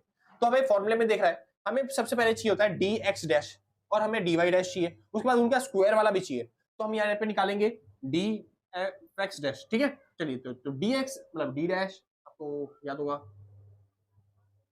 आपको याद है dx कैसे निकाला था? हाँ जी, यहाँ पे निकाल रखा है हमने dx, पूरा पूरा dx, लेकिन हमें डैश वाला चाहिए, यानी कि ये वाली वैल्यू। और उसके बाद हमें क्या चाहिए? फ्रीक्वेंसी, फ्रीक्वेंसी से मल्टीप्लाई करना है इसको, तो ये हो गया f को इस पूरी dx से मल्टीप्लाई, x वाली लाइन से मल्टीप्लाई करना है, तो 17 दूनी हो गया 34, तो ये हो गया माइनस का 34, और उसके बाद 37 से कम 37, तो ये हो गया माइनस का 37, उसके बाद 15 जीरो जा जीरो, 25 से कम 25, 6 दूनी 12। सिंपल। ऐसे यहाँ पे कर लेते हैं, यहाँ पे हो जाएगा f d y. F d y कैसे? ये था हमारा डी वाई, सारी की सारी वैल्यूज डी वाई है ना, ये जैसे ये डी एक्स था वैसे ये डी वाई है। चलिए अब इसको मल्टीप्लाई करना है इससे, इससे फ्रीक्वेंसी से, तो 5 दूनी कितना हो गया 10, 20 से कम 20, माइनस का 44 जीरो जा जीरो, और 24 वन जा 24, 7 2 जा 14। इतना सिंपल, बहुत अच्छे, आप सही कर रहे हो, बेहतरीन कर रहे हो, इससे ज्यादा बेहतर कोई कर ही नहीं सकता सर, ठीक है। अब हम निकालेंगे एफ डी एक्स स्क्वायर मतलब डी वाई स्क्वायर, ठीक है जी। यहाँ पे भी निकाल लेते हैं एक बार, तो यहाँ पे एफ डी एक्स का स्क्वायर, ठीक है, मतलब वही डैश वाला, तो स्क्वायर वाले को। अब स्क्वायर वाला कहाँ क्या रहा? स्क्वायर वाला तो भैया किया ही नहीं। अब स्क्वायर वाला क्या करना है भाई? स्क्वायर का मतलब होता है इसका स्क्वायर, यानी 2 का स्क्वायर कितना हो गया 4, और उसको किससे मल्टीप्लाई करना है? फ्रीक्वेंसी से। अब फ्रीक्वेंसी कितनी थी हमारे पास 17, तो 17 गुणा में 4 कितना हो गया 17 4 जा 17 4 जा 68, ठीक है भाई। उसके बाद एक का स्क्वायर कितना हो गया? ये एक हो गया, एक को मल्टीप्लाई करना है इससे 37 से, तो हो गया 37, उसके बाद 0 हो जाएगा, उसके बाद 25 गुणा में 1 हो गया 25, और 6 गुणा में 4 6 4 24, ठीक है जी, बेस्ट। आगे चलते हैं, इसको भी कर लेते हैं मल्टीप्लाई, तो ये हो गया 2 का स्क्वायर कितना 4, 25 गुणा में 4 कितना हो गया 25 चौक 20, उसके बाद 20 गुणा में 1 कितना हो गया? ये हो गया 20। एक सेकंड, थोड़ी सी गड़बड़ ना हो जाए, बस मैं माइनस प्लस देख लेता हूँ भाई ध्यान से, क्योंकि गलती हो रहा था भाई। नहीं, 25 चौक 60, ठीक है, 5 4 20, ये हो गया 20, ये था 20, 20 एक कम 20, ठीक है, वैसे ही हो रहा है, तो 0 24 का 24, और 7 4 जा 28, ठीक है भाई, इतना बेहतरीन है, बेस्ट है। हाँ जी, तो आपने स्क्वायर वाली भी सारी वैल्यू निकाल ली। अब आपको क्या चाहिए? अब हमें चाहिए सर सबसे पहले चीज एफ डी एक्स और डी वाई को मल्टीप्लाई करने पे क्या आएगा वो निकालना है, यानी हमें चाहिए एफ डी एक्स और डी वाई डैश वाले। हाँ जी, यहाँ पे भी हमें चाहिए एफ डी एक्स और डी वाई। मेरे को लग रहा है सर आपको वहां का कोने का दिखाई नहीं दे रहा होगा, एक बार चेक कर लेते हैं कितना दिखाई दे रहा है आपको, इसलिए हाँ मेरे को लग ही रहा था नहीं दिखाई दे रहा भाई, थोड़ा सा घुमा लेता हूँ उसको मैं, ठीक है, ताकि आप आराम से देख पाओ, ठीक है सर, तो ध्यान से देख लेना, कोई दिक्कत नहीं है आपको, कोई दिक्कत तो बता देना, ठीक है भाई। चलिए तो शुरू करते हैं। तो अब कैसे निकालें इनको?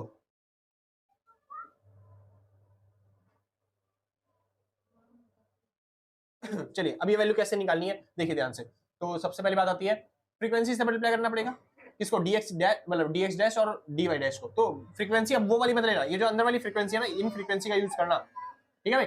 लास्ट में कर रहे हैं हम, तो लास्ट में हम इन फ्रीक्वेंसी का यूज करेंगे जो अंदर देखिए ना फ्रीक्वेंसी इनका, ठीक है। अब कैसे यूज करना है देखो, dx और dy को पहले मल्टीप्लाई करना है, तो मल्टीप्लाई कर लो, ये dx ये dy, तो 2 टू जा कितना हो गया 4, तो यहाँ पे मैं लिख देता हूँ छोटा सा ताकि याद रहे 4। अब इसके लिए तो 2 1 जा 2, तो यहाँ पे आ गया 2, 2 0 जा यहाँ पे हो गया 0, सिंपल इतना, बहुत अच्छे। आगे चलो ना, नहीं थोड़ा सा ऐसे कर लेते हैं भाई, साथ में फ्रीक्वेंसी भी मल्टीप्लाई कर देते हैं, जो फ्रीक्वेंसी है ना इसको भी, ठीक है जी।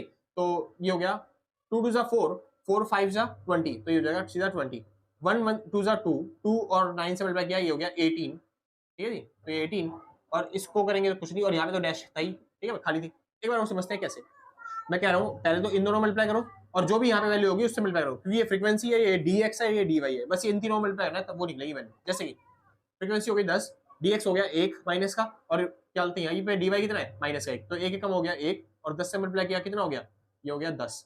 चलिए जी 25 को करेंगे तो 0 से मल्टीप्लाई करने पे 0 आ जाएगा, उसके बाद मतलब 0 से मल्टीप्लाई करने में सारी वैल्यू क्या हो जाएंगी इधर 0 0, ठीक है जी। चलिए और यहाँ पे 0 से मल्टीप्लाई करने में ये भी 0 हो जाएगा, सिंपल। चलिए इसको करते हैं, तो 2 को 1 से मल्टीप्लाई करेंगे हो जाएगा माइनस का 2, और माइनस का 2 को 1 से मल्टीप्लाई करेंगे तो माइनस का 2 ही रहेगा, तो ये हो गया माइनस, ठीक है जी। उसके बाद ये हो गया 1, 1 कम 1 और ये हो गया 16, तो ये इसका हो गया 16। चलिए जी, इसका कर लेते हैं 2 1 जा 2 और 2 4 जा 8, ठीक है भाई। चलिए खत्म। इसको कर लेते हैं लास्ट, 1 दूनी 2, 2 पंजे 10, ठीक है जी। 2 दूनी 4, 4 दूनी 8, तो हो गया 8। इतना सिंपल, बस खत्म। अब बस इसका रोल करते जाओ, आपको याद आएगी। जैसे कि 20 और 18, 20 और 18 कितना हो गया 38, 38, तो यहाँ पे आ गया 38, सिंपल। चलिए 10, 10 में से 2 गए 8, तो यहाँ पे बच गया 8। चलिए 0 0, ये 0 हो गया। उसके बाद 16 और 10 और 16 हो गया 26, 26 और 6 कितना हो गया 26 6 32, तो यहाँ पे हो गया 32। आगे चलते हैं, 8 8 कितना हो गया 16, तो यहाँ पे हो गया 16, सिंपल खत्म। इसको कर लेते हैं एक बार, यहाँ पे ऐसे, तो 20 का यहाँ पे हो गया 20, यहाँ पे कितना आएगा 18 और 10 28, सॉरी 18 और 10 28। उसके अलावा यहाँ पे सब में 0 है ये, और ये इधर कितना हो जाएगा, ये हो गया 16, 16 में से 2 चले गए तो बच गया कितना 14, 14 और 8 6 7 8 यानी 22, ठीक है जी। एक बार फिर चेक करना 6 से बार, ठीक है सही है, बढ़िया। 18 और 10 28, ठीक है जी, नहीं सॉरी 10 और 8 18, सिंपल सर। चलिए एक बार इनका टोटल कर लेते हैं, टोटल चेक कर लेते हैं कितना आ रहा है। तो ये हो गया 20 20 कितना हो गया 2 2 4 2 6 नहीं 22, और ये हो गया 30 40 40 50 60 70 80 80 और 1 88, तो इसका हो गया टोटल 88। इसका टोटल चेक कर लेते हैं एक बार, तो इसका टोटल कितना आ रहा है, तो हो गया कितना 32 और 8 हो गया 40 50 60 70 80 80 80 और 90 96 नहीं 94। एक बार देख लेता हूँ भाई, कभी गलत ना हो जाए, ध्यान से। हाँ भाई, तो मेरे को लग ही रहा गलती हो जाएगी और हो ही गई। यहाँ पे मैंने 6 समझ लिया, इसको ये 6 नहीं है भाई, ये 0 है, ठीक है। चलिए तो 16 और 10 कितना हो गया 26, तो यहाँ पे कितना आ गया 26 फ्रीक्वेंसी में। तभी मैं सोचूं यहाँ पे बराबर क्यों नहीं आना, सेम आना चाहिए ना, क्योंकि आंसर हमें आपको। चलिए जी, तो सॉल्व कर लेते हैं फटाफट से। तो ये हो गया कितना 4 और 40 को दे दिए इन्होंने, तो ये हो गया 30, ये 20 20 30 कितना हो गया 50 50 और क्या बोलते हैं 38, ये हो गया 88। चलिए भाई अब सही आ रहा है, ठीक है। तो आपकी दोनों वैल्यू मैच हो रही है, बाकी को भी टोटल कर लेते हैं ताकि आपके लिए इजी रहे बाद में मतलब कैलकुलेट करना, ठीक है। तो अभी फिलहाल कैलकुलेटर देखना पड़ेगा भाई, कैलकुलेटर देखें क्या। चलो ऐसे सॉल्व करते हैं भाई, ठीक है। तो 20 और 10 30 हो गया, 30 इसमें से चला गया, यहाँ पे 6 बच गया, 6 इसमें से चला गया तो बच गया यहाँ पे 8, तो इसका हो गया 8। चलिए जी इसको सॉल्व करते हैं। 20 और 20 हो गया 40 50 60 70 80 80 90 90 2 92 92 इधर आ गया, ठीक है जी। इसको सॉल्व कर लेते हैं एक बार फटाफट से। तो 34 और 37, 34 और 37 भाई मुश्किल से ही कटेगा इनसे, तो एक बार काटने की कोशिश करते हैं। तो 25 और 12 25 10 35 35 36 37, तो इस 37 से ये 37 कट गया, यहाँ पे बचा माइनस का 34। इधर कैलकुलेट कर लेते हैं एक बार। तो 25 और क्या बोलते हैं 25 10 25 25 50 49, मान लो 50 ही हो गया मान लेते हैं, तो 50 इसमें चला गया, यहाँ पे बच गया कितना 19। अब 19 बच गया इधर, 19 इसमें जोड़ देंगे तो 37 में 19 जोड़ेंगे तो कितना हो जाएगा 37 में 47 57 56, तो इसका हो गया 56, सिंपल सर। तो मेरे हिसाब से आपका ये आंसर हो रहा है, कहीं पे गलती हो जाए तो भाई मैं माफी चाहूंगा उसके लिए, ठीक है। मेरे हिसाब से जितना मेरे को कैलकुलेट करना था मैंने अपना कर लिया, ठीक है जी। चलिए अब वापस से फॉर्मूले में वैल्यू पुट करते हैं, सॉल्व करते हैं। तो f d x d y चाहिए जिसमें दोनों में से कोई सी भी वैल्यू ले लो, 88 आ रही है, ठीक है जी। तो हमने सबसे पहले लिखा यहाँ पे 88, माइनस में एफ डी एक्स और डी वाई को मल्टीप्लाई करना है, तो ये रहा f d x f d y ये रहा, और ये रहा एफ डी एक्स, तो इसका टोटल आ गया 38 और इसका टोटल आ गया कितना 8, तो सॉरी इसके 34 है और इसका कितना है 8 अपॉन में एन। नंबर कितने भाई, नंबर मतलब अच्छा यहाँ पे नंबर नहीं होता, सिग्मा एफ होता है, नंबर नहीं होता, क्या होता है यहाँ पे सिग्मा एफ, क्योंकि फ्रीक्वेंसी आ चुकी है ना, इसके लिए सिग्मा एफ का यूज करेंगे, जो कितना आ रहा है हमारे पास टोटल 100। चलिए जी, तो ये आ गया 100 अपॉन में, तो इसके बाद अंडर द रूट में एक्स स्क्वायर कितना आ रहा था ये वाला, अच्छा एक्स स्क्वायर चाहिए ना मेरे को 56, तो भाई ये आ गया 56 माइनस में एक्स एफ डी एक्स यानी कि 34, और ये हो गया माइनस का 34 का होल स्क्वायर अपॉन में 100, और ये ब्रैकेट बंद, और उसके बाद अगले में ये हो गया 92 माइनस में 8 का स्क्वायर अपॉन में 100, ठीक है जी। तो इतना आपको हो गया, बस आपको किसी तरीके से इसको सॉल्व करना है, जैसे आप इसको सॉल्व कर लोगे आपका जो क्वेश्चन है वो पूरा पूरा क्या हो जाएगा खत्म हो जाएगा। सॉल्व करके दिखाऊं, चलिए जी फटाफट से सॉल्व करते हैं, ठीक है। हाँ भाई शुरू करते हैं। तो इसका आंसर आ रहा है भाई प्लस का 0.79, तो आपका आंसर देख लेने एक बार, ठीक है। तो आपका क्या आंसर आ रहा है कैलकुलेट करके, जो भी आपका आंसर, अगर ये सही आंसर हो तो बता देना थम्स अप करके भाई कि आपका आंसर सही आ रहा है, ठीक है। तो भाई यहाँ पे खत्म हो गया आपका ये वाला टॉपिक। अगर आपको वीडियो अच्छी लग रही हो तो भाई लाइक से सब्सक्राइब करके पक्का जाना, और अगर आपने पहले से कर रखा है तो सच बता रहा हूँ भाई सब दिल से कलेजों से मतलब दिल से कलेजों से फेफड़ों से गुर्दों से शरीर के अंगन से थैंक यू आपको, ठीक है। और अगर आपने पहले से लाइक से सब्सक्राइब नहीं कर रखा तो कोई दिक्कत नहीं, कोई आफत नहीं आ रही है, बाद में कर दिया आराम से, ठीक है भाई। हम भी यही हैं, आप भी यहीं मिलते हैं आपके एग्जाम के बाद, है ना भाई। चलिए अभी कहाँ मिलना भाई, अभी तो और चालू करने हैं टॉपिक, ठीक है। तो अभी तक आपने ना भाई इंपॉर्टेंट टॉपिक जो थे ना वो सारे कवर कर लिए। सबसे ज्यादा इंपॉर्टेंट टॉपिक यही वाला है, आपके एग्जाम में यही वाला टॉपिक आने वाला है, ठीक है भाई। इसकी बहुत ज्यादा प्रैक्टिस कर लेना भाई, ये मान लो यही पेपर में क्वेश्चन आएगा, ठीक है। चलिए सबसे इंपॉर्टेंट टॉपिक यही है। फिलहाल टॉपिक को आगे बढ़ाते बढ़ाते चालू करते हैं प्रॉपर्टीज ऑफ कोरिलेशन और प्रोबेबल एरर, ठीक है। और ये दोनों टॉपिक थ्योरी के टॉपिक है, बहुत जल्दी खत्म हो जाएंगे, जल्दी से चुटकी में खत्म करते हैं इसे, ठीक है। चलिए भाई जिसको नोट करना है फटाफट से नोट करो भाई।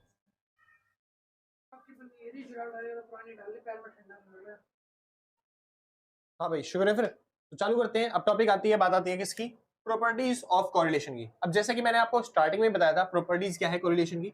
कोरिलेशन की पहली प्रॉपर्टी है कि वैल्यू जो है उसकी -1 से +1 के बीच में ही रहेगी, ठीक है, ना इससे कम होगी ना इससे ज्यादा बढ़ेगी। क्या चल तो रहा है,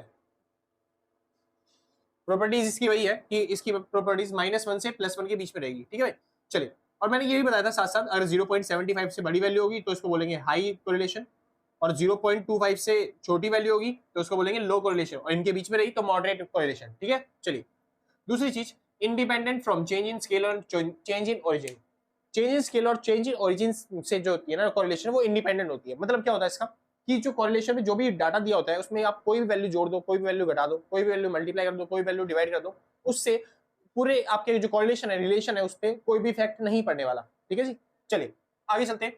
बात आती है लास्ट टॉपिक, तीसरा इंपॉर्टेंट टॉपिक है, लेकिन अभी के लिए नहीं, अगला जो चैप्टर करेंगे उसके लिए इंपॉर्टेंट है कि जो कोरिलेशन है ना वो आप दूसरे तरीके से निकाल सकते हो। जो रिग्रेशन लाइंस होती है ना उनकी हेल्प से, यानी कि बी एक्स ऑन वाई और बी वाई और एक्स को मल्टीप्लाई करने के बाद अंडर द रूट करोगे तो आप तब भी कोरिलेशन निकाल सकते हो, सिंपल से। और ये बी एक्स वाई और बी और मतलब बी एक्स ऑन वाई या फिर बी वाई ऑन एक्स क्या होता है, इसको हम करेंगे अगले चैप्टर में ज्यादा बेटर तरीके से, क्योंकि चैप्टर ही उस चीज का है, सिंपल, बढ़िया। तो ये है इसकी 3 प्रॉपर्टीज किसकी, कोरिलेशन की। आगे चलते हैं, अगला टॉपिक का नाम आता है प्रोबेबल एरर। अब ये प्रोबेबल एरर क्या है, जो हम कोरिलेशन निकालते हैं ना भाई उसमें कुछ ना कुछ मिस्टेक हो सकती है। अब वो कितनी मिस्टेक हो सकती है, क्योंकि मैथमेटिकल कैलकुलेशन है, कुछ तो एग्जैक्ट वैल्यू निकाल नहीं सकते, तो इस वजह से कुछ ना कुछ मिस्टेक्स हो सकती हैं। और वो मिस्टेक कहां तक हो सकती है उसको कैलकुलेट करने के लिए ये है फॉर्मूला, क्या, प्रोबेबल एरर का। अब ये जो आर है, आर में जो आपने रिलेशन निकाला होगा, कोरिलेशन निकाला होगा, वो वैल्यू लिखनी है। एन मतलब होता है नंबर ऑफ आइटम्स जो भी आपने चूज करे हैं क्या बोलते हैं कैलकुलेट करने के लिए, और इस फॉर्मूले को यूज करके आप आराम से निकाल सकते हो प्रोबेबल एरर। और इससे क्या पता चलता है प्रोबेबल एरर से, वो समझाता हूं। अगर प्रोबेबल एरर जो है वो आपकी कम है, किससे, सॉरी रिलेशन जो है आपका आर जो है कोरिलेशन आपका वो कम है उसकी वैल्यू प्रोबेबल एरर से, सिंपल, क्योंकि एक तक ही रहती है उसकी वैल्यू किसकी, रिलेशन की। तो अगर रिलेशन की वैल्यू प्रोबेबल एरर से कम है आपकी, तो फिर आप क्या बोलोगे कि यहाँ पे कोई भी रिलेशन नहीं है। वहीं पे अगर आप रिलेशन की वैल्यू ज्यादा है प्रोबेबल एरर से, जो कि हमेशा ज्यादा निकलती है आपको, ठीक है, अगर ज्यादा है और वो भी कितनी ज्यादा है, 6 टाइम्स ज्यादा है, जैसे प्रोबेबल आप एरर आपका आ गया 2, ठीक है, और रिलेशन आपका कितना आया, वो ये हो गया क्या बोलते हैं 14, तो ये 6 टाइम ज्यादा है, मतलब 7 टाइम्स है ये तो, है ना भाई। तो इसको आप बोलेंगे हम क्या, हाई सिग्निफिकेंस है, यानी हाई चांसेस है कि आपने क्या बोलते हैं गलती कर रखी होगी थोड़ी बहुत, आपने जो है जो वैल्यू निकाली है वो गलत निकाली है, ठीक है भाई, इसको बोलते हैं प्रोबेबल एरर। उसके बाद अगर आपकी जो रिलेशन है उसकी वैल्यू जो है वो ज्यादा तो है प्रोबेबल एरर से, ठीक है, लेकिन जो है वो ज्यादा कितनी है, वो 3 टाइम्स से लेके 6 टाइम्स के बीच में, तो आप बोल सकते हो कि मॉडरेट कोरिलेशन है, ठीक है। उसके बाद अगर आपकी प्रोबेबल मतलब जो आपने कोरिलेशन किया है उसकी वैल्यू 1 टाइम्स से 3 टाइम्स के बीच में है, तो उसको हम बोलते हैं लो रिलेशन है, मतलब कि उनके बीच में कोरिलेशन जो है वो क्या है, कम है, ठीक है सर। तो प्रोबेबल एरर भी थ्योरी का टॉपिक है, आपके एग्जाम में नहीं आएगा ज्यादातर अगर आना हुआ तो 1-2 नंबर में क्वेश्चन डाल देंगे, बस इस फॉर्मूले के बेसिस पे आपको कैलकुलेट करके निकालना पड़ेगा। तो बस ये वैल्यू याद रखना 0.6745, ठीक है, इसको मल्टीप्लाई करना पड़ेगा 1 माइनस में आर स्क्वायर से और डिवाइड करना पड़ेगा अंडर द रूट एन से, ठीक है। तो आप इस तरीके से अपनी प्रोबेबल एरर कैलकुलेट करके निकाल सकते हो, सिंपल, बहुत अच्छे। और भाई यहाँ पे खत्म होता है छोटा सा टॉपिक थ्योरी का, और उसके बाद चलते हैं इंपॉर्टेंट टॉपिक जिसको हम बोलते हैं स्पेसमैन रैंक कोरिलेशन फॉर्मूला, ठीक है। इसके बाद 2 मेथड रह गए बस आपको सीखने के लिए, ये 2 मेथड सीखते के साथ ही आपका पूरा चैप्टर कंप्लीट, ठीक है जी। फटाफट चालू करते हैं अगला टॉपिक, जिसको नोट करना है भाई फटाफट से नोट करो। हाँ भाई चालू करें। तो बात आती है अब स्पेसमैन रैंक कोरिलेशन की, और बहुत इंपॉर्टेंट टॉपिक होता है, बहुत इजी टॉपिक है, आप आराम से कर सकते हो। इसका फॉर्मूला बताऊं सिर्फ पहले, चलिए जी। तो यहाँ पे रैंक कोरिलेशन का फॉर्मूला होता है 1 माइनस में 6 सिग्मा डी स्क्वायर अपॉन में n क्यूब माइनस में n, ठीक है। बहुत सिंपल सा फॉर्मूला है, छोटा सा फॉर्मूला, आप आराम से कर सकते हैं। चलिए जी, तो बात आती है x दे रखा है आपको फ्रीक्वेंसी दे रखी, x नहीं y दे रखा है, हाँ जी। तो आपको ये दोनों वैल्यू दे रखी है, आपको बोलेगा कोरिलेशन निकालो। कोरिलेशन कैसे निकालेंगे, देखिए मान लेते हैं यहाँ पे लिखा हुआ है 50, यहाँ पे लिखा हुआ है चलते हैं 48, फिर उसके बाद दे दिया आपको 46, फिर दे दिया 38, फिर उसके बाद 22, उसके बाद 10, उसके बाद 8 7, कितनी वैल्यू हो गई, 1 2 3 4 5 6 7 8, 5 और 2 9 10 हो गए, ठीक है 10 वैल्यू, ठीक। यहाँ पे आपको दे रखा है 2 4 9 12 17 25 50 75 78 और 92 1 2 3 4 5 6 7 8 9 10, ठीक है भाई 10 वैल्यू हो गई।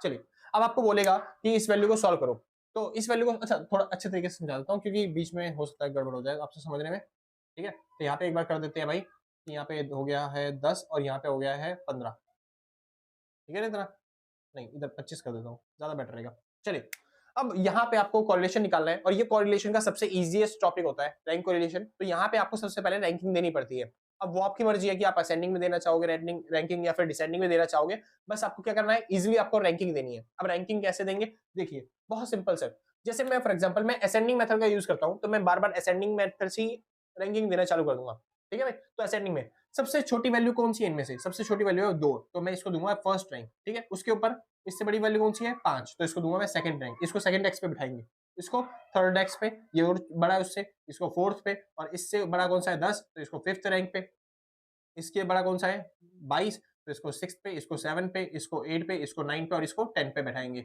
चलिए जी रैंक 2, अब इसको रैंक सेकंड देनी है, यानी कि इनमें असेंडिंग ऑर्डर से सबसे बड़ा सबसे छोटा ये वाला, तो सबसे आगे ये बैठेगा फर्स्ट पे, ये सेकंड पे बैठेगा, ये थर्ड पे, ये फोर्थ पे, ये फिफ्थ सिक्स सेवन 8 9 10। इतना सिंपल आपने कर लिया, जो भी आपको रैंक देनी थी आपने दे दी। अब बात आती है भैया इस फॉर्मूले में हमें चाहिए होता है डी, और वो डी कैसे निकलता है, वो डी निकालने का बेहतरीन तरीका है क्या, R1 माइनस में R2। आप फर्स्ट रैंक में से आपको सेकंड रैंक घटानी है, तो ये फर्स्ट रैंकिंग है, ये सेकंड रैंकिंग है, बस माइनस कर दो आपका आंसर आ गया। जैसे 10 में से 1 गया 9, 9 में से 2 गया 7, 5 में से 3 गए 2, 8 में से 4 गए 4, 6 में से 5 गया 1, 7 में से 6 गया 1, 4 में से 7 गया माइनस का 3, 3 में से 8 गया तो बच गया माइनस का 5, 2 में से 9 गया तो बच गया माइनस का 7, 1 में से 10 गया तो बचा आपके पास कितना कितना कितना माइनस का 9। सिंपल इतना। चलिए अब हमें डी नहीं चाहिए था, हमें चाहिए था डी स्क्वायर। तो डी स्क्वायर कैसे निकाला जाए, तो डी स्क्वायर निकालने के लिए आपको बस इसका स्क्वायर करना है और कुछ नहीं। तो 9 का स्क्वायर हो गया 81, 7 का 49, 2 का 4, 4 का 16 और ये हो गया 1 1 9 और ये कितना था, ये 5 है भाई, सॉरी ये 5 है, 5 का हो गया 25, 7 का 49, 9 का और 81। सिंपल। चलिए अब आपको चाहिए सिग्मा डी स्क्वायर, यानी कि आपको बस इसका टोटल करना है। चलिए जी टोटल करना चालू करते हैं। तो ये 81 और क्या टोटल करते हैं, हाँ जी 81 और 49 ले लेते हैं। चलिए स्टार्टिंग में तो 81 हो गया 99, एक बार कैलकुलेटर, चलो जी सॉल्व करते हैं फटाफट से। तो ये हो गया आपके पास 81 प्लस में आपके पास है 49 प्लस में 4 प्लस में 16 plus 1 plus 1 plus 9 plus 25 plus 49 और प्लस 81, ठीक है जी। तो आपके पास आंसर आ गया इसका टोटल 316, ठीक है जी। चेक कर ले एक बार, 81 49 4 16 1 1 उसके बाद 9 25 49 और 81, ठीक है जी। तो 316 आपका आंसर आ गया, ठीक है। चलिए सॉल्व करना चालू करते हैं। इसके बाद अब आपका फॉर्मूला जो होता है वो होता है 1 माइनस में 6 सिग्मा डी स्क्वायर अपॉन में n क्यूब माइनस में n। चलिए जी तो 1 माइनस में 6 मल्टीप्लाई में सिग्मा डी स्क्वायर की वैल्यू कितनी थी 316, तो यहाँ पे लिख देंगे 316 अपॉन में n, n की वैल्यू कितना है 10, तो 10 का क्यूब कितना हो गया यहाँ पे 1000 माइनस में 10। चलिए जी सॉल्व करते हैं। तो क्या 1 माइनस में 316 को अगर मल्टीप्लाई कर दूंगा मैं किससे, इसको करेंगे अगर 6 से मल्टीप्लाई तो ये हो जाएगा आपका आंसर 1896 अपॉन में 10 का क्यूब कितना हो गया 1000, 1000 को माइनस करेंगे अगर 10 से तो ये हो गया 990, ठीक है जी। तो आपका जो आंसर आया है इसको डिवाइड करना है किससे 990 से, तो ये आ गया आपका 1 माइनस में 1.915, ठीक है। आप 912 लिख सकते हो इसको, ठीक है। और इसको जब से माइनस करोगे तो आपका आंसर आएगा माइनस का 0.92, ठीक है। और इसको बोलेंगे high negative correlation. Simple sir. तो इस मेथड से आप रैंक कोरिलेशन की हेल्प से रैंक कोरिलेशन निकाल सकते हो, कैलकुलेट कर सकते हो, जो भी आपकी मैक्सिमम वैल्यू है मिनिमम वैल्यू है आपको निकल के आ जाएगी। बस मेक श्योर करना आपका आंसर जो है -1 से +1 के बीच में आ रहा हो, वरना आपका क्वेश्चन का आंसर गलत हो रखा है, ठीक है जी। तो एक बार थोड़ा सा बड़ा क्वेश्चन करते हैं जो कि इसी मेथड के अंदर आता है, जिसको नोट करना है फटाफट से नोट करो, फिर आगे चलते हैं। हाँ भाई शुक्र है। तो ये जो मैंने फॉर्मुला अभी आपको सिखाया रैंक कोरिलेशन निकालने का, ये फॉर्मुला गलत है। तो क्या गलत करवा दिया आपने फिर, नहीं जी गलत नहीं करवाया।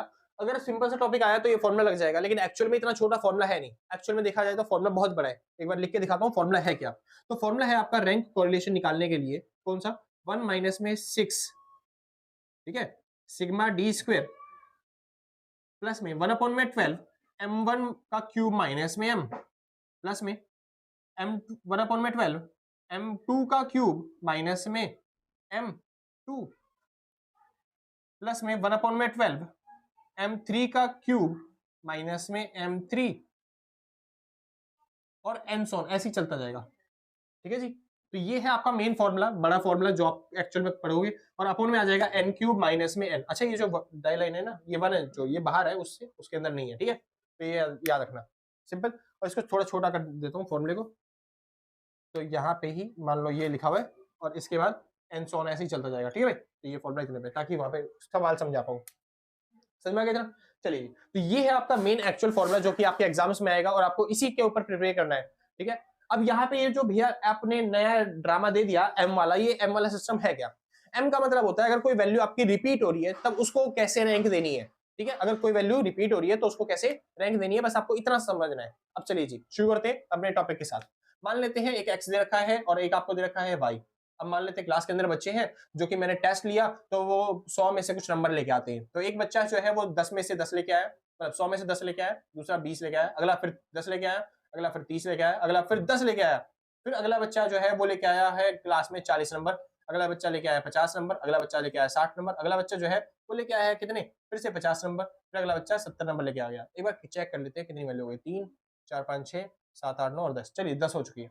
इस साइड चेक कर लेते हैं। मान लेते हैं एक बच्चा जो है वो लेके आया है स्टार्टिंग में 90 नंबर लेके आया, ठीक है, और दूसरा बच्चा जो है वो लेके आया है 80, अगला फिर 70 लेके आया, अगला फिर 50 लेके आया, अगला फिर 60 लेके आ चुका है। उसके बाद जो वैल्यू नंबर लेके आया है वो मान लेते हैं फिर से 50 ले आया कोई, और उसके बाद मान लेते हैं क्या लेके आया, 40 30 20 और 2 नंबर भी ले आया। ठीक है बच्चा, चलिए जी। तो इस तरीके से आपको डाटा दे रखा है और आपसे बोलेगा कॉरिलेशन निकालिए। तो यहाँ पे आपको सबसे मेन जो दिक्कत है, जो समझने वाली चीज है, वो है रैंक देना, कि आप रैंक कैसे दी जाए, क्योंकि मैंने बताया था रैंक या तो असेंडिंग में दोगे या फिर डिसेंडिंग में। चलिए एज्यूम कर लेते हैं, मान लेते हैं एक क्लास है जिसके अंदर ना टेबल लगी हुई है और बच्चे इस तरीके से बैठते हैं। ठीक है जी, उस टेबल पे इस तरीके से बैठते हैं, और मैंने बताया असेंडिंग और डिसेंडिंग में आप किसी तरीके से रैंक दे सकते हो। ये है फर्स्ट टेबल, ये सेकंड, और ये थर्ड, ये फोर्थ, और ये फिफ्थ, और ये सिक्स्थ। ठीक है, इस तरीके से टेबल लगी हुई है। चलिए अब सबसे पहले मैं किसको बिठाऊं? सबसे पहले भाई असेंडिंग में चलते हैं, तो असेंडिंग में सबसे छोटा बच्चा जो होगा उसको बिठाया जाएगा। तो असेंडिंग में मैं इस 10 को बिठाऊंगा सबसे पहले। अब सोचिए 10 नंबर तो ये बच्चा भी लेके आया और 10 नंबर ये बच्चा भी लेके आया, तो मैं किसको फर्स्ट रैंक पे बिठाऊं, फर्स्ट टेबल पे, किसको सेकंड पे और किसको थर्ड पे? इन तीनों में से किसको फर्स्ट पे, किसको सेकंड पे और किसको थर्ड पे? क्योंकि अगर मैंने एक को फर्स्ट पे बिठाया और दूसरे को मैं सेकंड पे बिठा रहा हूं, तो बोल रहे हैं भैया मेरे तो सेम ही नंबर है, क्यों आप हमारे साथ भेदभाव कर रहे हैं, मेरे को भी फर्स्ट पे बिठाओ। फिर अगला बोलेगा फिर मेरे को भी फर्स्ट पे बिठाओ। फिर सिंपल। तो ऐसे क्या किया जाए कि तीनों खुश हो जाए? तो एक काम करते हैं, इन तीनों की टेबल मिला देते हैं और एक लाइन में बिठा देते हैं सबको, यानी कि ऐसे ही इस साइड और ऐसे ही इस साइड। तो किस साइड बिठाऊं, फर्स्ट पे, सेकंड पे, थर्ड पे? ऐसा कुछ नहीं है भाई, आपको एवरेज लेके चलना पड़ेगा, यानी एवरेज 1 2 3, इन सब का एवरेज कितना हो गया? तीन बच्चे हैं ना सेम नंबर लाने वाले, तो फर्स्ट रैंक देनी पड़ेगी, एक को सेकंड रैंक देनी पड़ेगी और एक को थर्ड रैंक देनी है, वही तीनों में जिसमें कंफ्यूजन है। और कितने बच्चे हैं? 3, तो बस इससे डिवाइड कर दो, जो आपका एवरेज आएगा वही आपकी टेबल होगी, जहां पे आप आगे पीछे टेबल लगा के सबको बिठा दोगे। सिंपल। चलिए, तो ना फर्स्ट पे बैठेगा कोई, ना थर्ड पे बैठेगा कोई, सबको बिठाओ 2 पे, यानी सेकंड में, तो इसको भी 2 और इसको भी 2 और इसको भी 2। सिंपल। सॉरी, इसको नहीं, इसको नहीं, इसको नहीं, 10 को 10 को 10 को, ठीक है जी, इसको भी 2। इसने फर्स्ट टेबल यूज करी, सेकंड टेबल इसने यूज करी, थर्ड टेबल इसने यूज करी, लेकिन टेबल को हमने आगे पीछे बिठा दिया, सबको बराबर कर दिया, यानी सेकंड वाली जो टेबल थी उसके आगे पीछे, यानी इसको एक कदम बढ़ा दिया, इसको एक कदम घटा दिया, सबको बराबर नंबर दे दिया, बराबर टेबल बिठा दिया। सिंपल। इस तरीके से आप रैंक देते हो। उसके बाद अब देखो कितनी टेबल यूज हो चुकी है, 3 टेबल यूज हो चुकी है, यानी अब हमें बिठाना है फोर्थ टेबल पे, यानी अब हमें रैंक देनी है फोर्थ। तो फोर्थ रैंक किसकी होगी? जो 10 से बड़ा होगा। 10 से बड़ा कौन है? ये 20, तो इसको हो गया फोर्थ रैंक। अगली फिफ्थ रैंक इसको, अगली सिक्स्थ रैंक इसको, अगली सेवंथ रैंक देनी है। सेवंथ रैंक किसको देंगे? 50 को। लेकिन आप देख रहे हो एक और बच्चा है जो 50 नंबर लेके आया, तो किसको 7 बोलूं और किसको 8 बोलूं? किसी को भी नहीं, हमको एवरेज लेना है, तो एक को 7 और एक को क्या देनी थी? 8। बस दोनों को कंफ्यूजन है, 7 दे या फिर 8 दे, तो एवरेज कर दो उसका। एवरेज कितना आया? 7.5, तो इसको भी 7.5 पे बिठाएंगे और इसको भी 7.5 पे। चलिए, तो हमने 7 और 8 वाली टेबल को यूज कर लिया, बुक कर लिया। अब बात आ रही 9 वाली टेबल, तो 9 वाली टेबल 60 की और 10 वाली टेबल 70 की। सिंपल। होप करता हूं भाई कि आपको समझ में आ रहा होगा। ऐसे आपको रैंक देनी है, सबसे इंपॉर्टेंट टॉपिक रैंकिंग है। अगर रैंकिंग गलत हो गई तो सब गलत है, समझे? चलिए जी, आगे ट्राई करते हैं। रैंक 2, अब रैंक देनी है, सबसे छोटी रैंक किसको दूं? इसको, तो ये हो गया फर्स्ट रैंक। उसके बाद सेकंड, थर्ड, फोर्थ, उसके बाद भाई फिफ्थ रैंक किसको दूं? 50 को या फिर इस वाले 50 को? फिफ्थ और सिक्स्थ में कंफ्यूजन है, फिफ्थ और सिक्स्थ का एवरेज कितना जाएगा? 5.5, यानी 5.5 इसको, 5.5 इसको। उसके बाद सिक्स तक हो चुका है, अब सेवंथ रैंक, उसके बाद 8, उसके बाद 9 और उसके बाद 10th रैंक। तो हमने सबको रैंक दे दी है। अब बस सिंपल फॉर्मेलिटी रह गई, क्वेश्चन करना है बस खाली। तो यहाँ पे हम निकालेंगे डी। डी कैसे निकलता है, R1 माइनस में R2, इसमें से घटाना है, 2 में से 8 गए, मतलब 2 में से 10 गए, माइनस का 8, मतलब 4 में से 5 गए, माइनस का 5, इसमें से गया माइनस का 6, इसमें से ये गया 0.5, वो भी माइनस का, 2 में से 7 गया 5, माइनस का, 6 में से 5.5 गया यानी 1.5, 7.5 में से 4 गया, बच गया 3.5, 9 में से 3 गया 6, 7.5 में से 2 गया 5.5, 10 में से 1 गया 9। Simple sir. चलिए अब हमको क्या करना है, इसका स्क्वायर, तो ये हो गया डी स्क्वायर, 8 का 64, 5 का 25, 6 का 36, 5 का 0.25, 5 का 25, और ये हो गया 15 का 2.25, ठीक है जी। और उसके बाद 3.5 का स्क्वायर कितना हो गया भाई,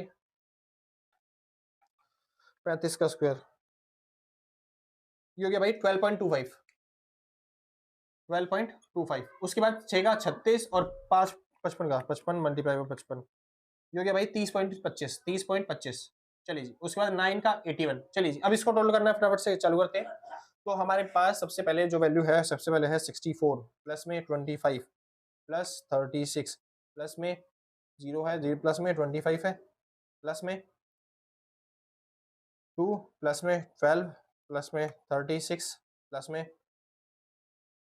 30 प्लस में 81।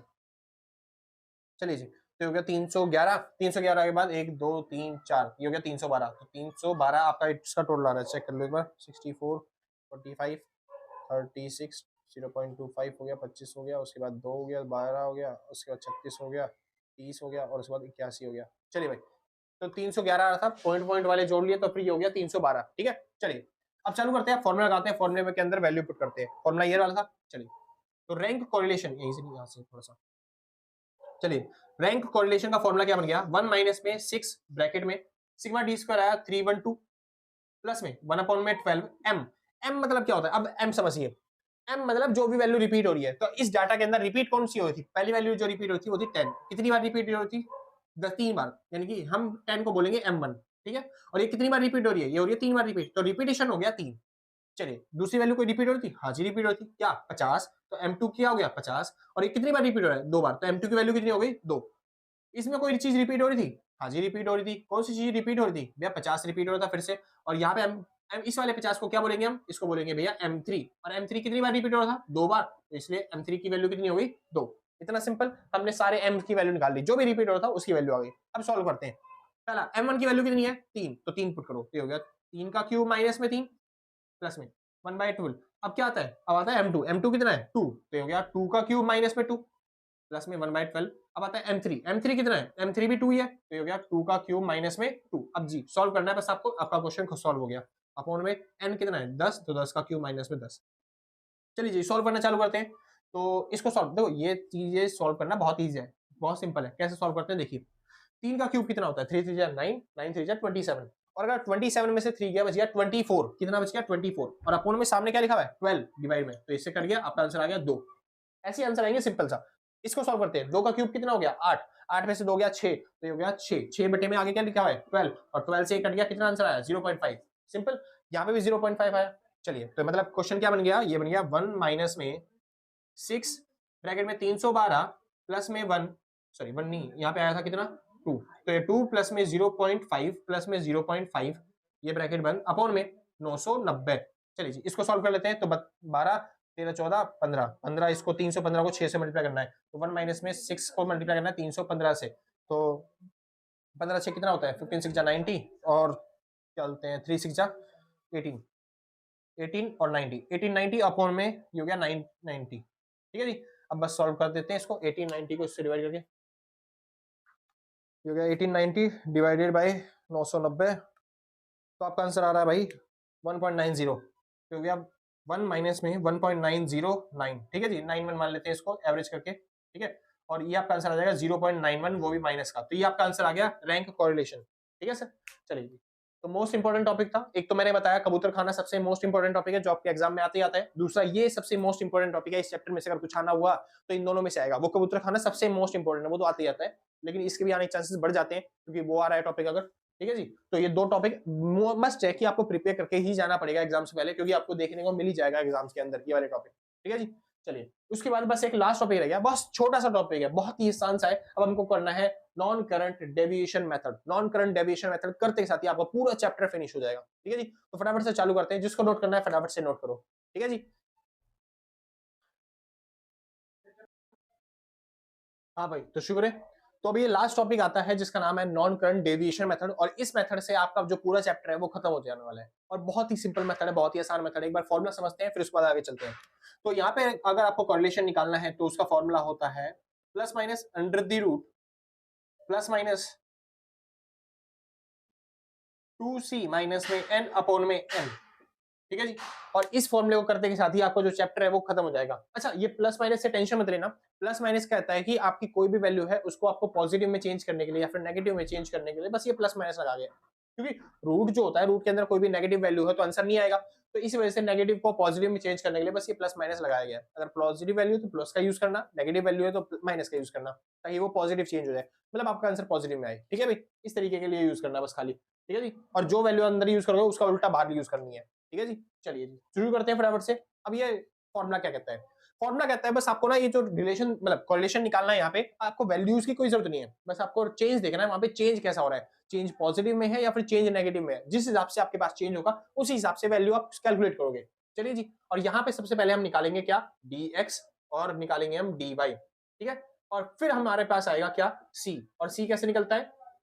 c निकलता है dx और dy को मल्टीप्लाई करने के बाद जब आप टोटल कर लेते हो। ठीक है जी। कोई दिक्कत नहीं, एक बार समझते हैं क्या चीज है। तो देखिए स्टार्टिंग में x जो था हमारे पास 100 था। अब वो एकदम से 100 से कितनी हो गई वैल्यू, 120 हो गई, यानी कि बढ़ गई। तो यहाँ पे हम लिखेंगे कि पॉजिटिव साइन की वैल्यू क्या हो रही है, यहाँ पे बढ़ रही है। इसको बोलेंगे dx मतलब क्या होता है, कॉफिशिएंट। क्या होते हैं ये, कॉफिशिएंट होते हैं। ठीक है। चलिए, तो इसका कॉफिशिएंट क्या है, प्लस में, क्योंकि बढ़ रही है वैल्यू। उसके बाद 120 से फिर 135 हो गई। 135 होने का मतलब क्या है, फिर से बढ़ गई वैल्यू, तो यहाँ पे फिर से प्लस का निशान लगा दो। उसके बाद 135 से 135, यानी ना बढ़ी ना घटी, कांस्टेंट है, तो इस तरह लगा दो 0, ना ये बढ़ रही है ना घट रही है। उसके बाद 135 से 115, यानी घट गई वैल्यू, माइनस का, फिर से घट गई वैल्यू, फिर माइनस, फिर ये बढ़ गई, तो लास्ट में पॉजिटिव। इतना सिंपल। सेम आपको करना है dy में भी। देखना है चेंज क्या हो रहा है। पहले स्टार्टिंग में 50 था, वहां पे तो कुछ नहीं करना। 50 से आपका हो गया 40, यानी वैल्यू क्या हो गई, कम कम हो गई, तो फिर बस माइनस, घट गई वैल्यू। 40 से हो गई 60, यानी बढ़ गई तो प्लस, फिर से बढ़ गई तो प्लस, फिर देखो 80 से 80 कांस्टेंट है तो इधर आ गया 0। उसके बाद 80 से फिर घट गई माइनस, फिर बढ़ गई प्लस। इतना सिंपल ना, बढ़िया। अब आपको करना है dx और dy के वैल्यू को मल्टीप्लाई, यानी साइन को मल्टीप्लाई। तो प्लस माइनस क्या हो जाएगा, माइनस, प्लस प्लस क्या हो जाएगा, प्लस। 0 से करेंगे कुछ भी तो 0, 0 से करेंगे कुछ भी तो 0, minus minus plus, plus plus plus. इतना सिंपल, कोई डाउट्स तो नहीं? आसान था ना अभी तक? बढ़िया, बेस्ट। अब आपको क्या करना है, अब आपको इन सब का क्या करना है, टोटल। अब एक बार टोटल कर ले। मेरे को क्यों लग रहा है कि गलत हो सकता है। ठीक है जी, एक बार टोटल कर ले। एक बार वैल्यू चेक कर लेते हैं भाई, कहीं गलत ना हो जाए। चलिए भाई, तो अभी तक तो सारा सही चल रहा है, कुछ गलती है ही नहीं उसमें। ठीक है जी, चालू करते हैं फिलहाल।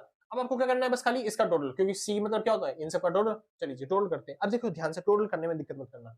इनमें से सबसे ज्यादा बार कौन सी है, देखो माइनस वाली केवल एक बार है, और प्लस वाली कितनी है, 3 बार प्लस वाली है। तो जो भी हाईएस्ट वैल्यू होती है ना, बस हमको वो लेना होता है। तो इसकी हाईएस्ट वैल्यू कौन सी है, प्लस की, जो कि कितनी बार है, 3। तो हम वो मान के चलेंगे कि टोटल इसका कितना आ गया, 3। सिंपल।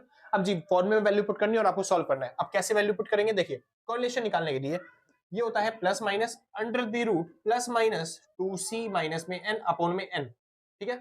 चलिए, अब 2c, c मतलब कितना है हमारे पास, 3, तो यहाँ पे हम लिखेंगे अंडर द रूट 2 मल्टीप्लाई में 3 माइनस में n देखो n सबसे समझने वाली बात है, सबसे ज्यादा बच्चे यहीं पे गलती करते हैं। n का मतलब होता है नंबर, तो यहाँ पे नंबर कितने हैं आपको दिखेंगे 7, तो आपने 7 लिख दोगे और आपका क्वेश्चन हो जाएगा गलत। एन का मतलब होता है यहाँ पे कि जो नॉन करंट वेरिएबल है जिससे कंपैरिजन किया जा रहा है वो वेरिएबल कितने हैं। तो देखो सबसे पहले 100 जब ये था वैल्यू, क्या हमने कोई चेंज देखा था, कोई चेंज तो देखा ही नहीं, इस वजह से तो हमने कोई साइन लगाया नहीं यहाँ पे, ना प्लस का ना माइनस का, तो इसलिए हम कुछ नहीं मानते इसको।